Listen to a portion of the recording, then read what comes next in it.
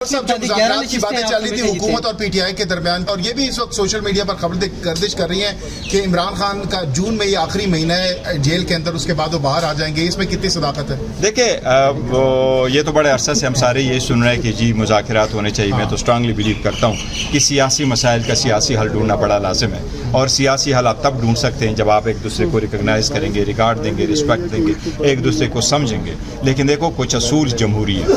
جمہوریت میں جو اصول ہے وہ آپ کے ذاتی مفادات آڑے نہیں آئیں،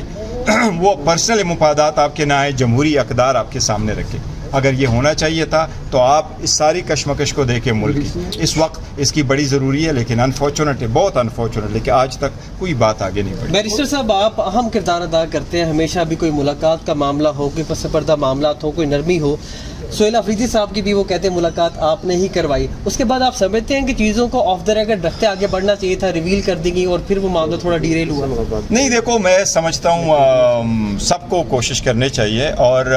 جہاں عدالتوں میں جانا ہے عدالتوں میں جانا چاہیے، آئینی مسائل ہے آئینی مسائل کرنے چاہیے، اور پارلیمان کی اگر بات ہے تو پارلیمان بھی مضبوط ہو، وہاں بھی بات کرنی چاہیے. ہاں کچھ ایسے ضرور چیزیں ہیں کہ آف دا ریکارڈ طے ہونے چاہیے، بیہائنڈ دا ڈورز کوئی چیزیں طے ہونی چاہیے، اور سیاسی قوت ایسی ہوتی ہے وہ ساری بات کرتے ہیں، عوام کے سامنے لے کے آتے ہیں، ہم ان پہ ٹرسٹ کرتے ہیں کہ for the good of the country وہ انشاءاللہ یہ کوشش کریں گے. 70% عوام کو اگر آپ اس طرح سائڈ لائن کریں گے تو یہ ملک کے لیے، اس کی سلامتی کے لیے، جمہوریت کے لیے انتہائی نقصان دہ ہے.